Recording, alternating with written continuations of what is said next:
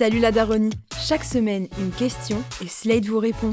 Libre à vous de suivre ou non nos conseils. Dans tous les cas et quoi que vous fassiez, il y a 50% de chances que vos enfants vous en veuillent à l'âge adulte, ce qui leur coûtera des sommes folles en psychanalyse, mais ça, ce ne sera plus votre problème. D'ici là, on va tenter de vous accompagner dans votre job de parent. Salut Benjamin, quelle est la question du jour ? Aujourd'hui, c'est un papa qui nous écrit. Ses enfants de 6 et 9 ans veulent absolument avoir un chiot. Ils en parlent tout le temps et font toutes les promesses habituelles.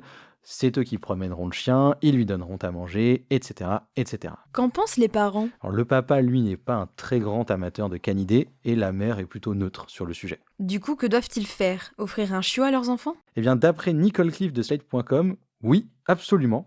Avoir un chien en famille, c'est super pour créer des souvenirs d'enfance et ça permet de compenser le fait que les enfants ne se souviendront sûrement pas de leur jeunesse, sauf bien sûr quand les parents ont merdé, évidemment. Il y a des gens qui ont grandi dans des endroits et des familles terribles, mais qui disent avoir passé de bons moments grâce à leur chien. Alors c'est vraiment super sur le papier, mais est-ce que les parents peuvent croire les promesses de leurs enfants quand ils disent qu'ils s'occuperont du chien ? Selon la journaliste, il n'y a aucun doute à avoir, les enfants auront avec le temps de moins en moins envie de s'occuper du chien.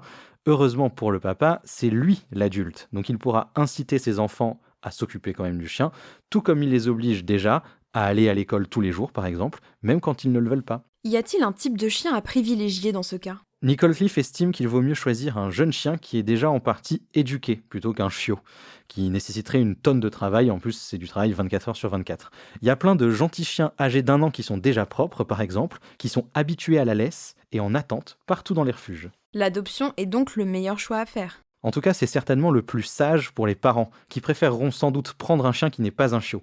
Il n'y a aucune raison pour qu'un jeune chien de refuge qui a déjà été éduqué ne soit pas le bon choix. Un dernier conseil à donner pour les parents ? Oui, d'après Nicole Cliff, il faut surtout pas prendre un berger, à moins que la famille soit prête à balader longuement le chien tous les jours pour qu'il se dépense suffisamment. Merci Benjamin pour tous ces conseils. On espère que ça aidera les parents confrontés à la même situation. Retrouvez Salut la daronnie la semaine prochaine pour de nouveaux conseils parenting.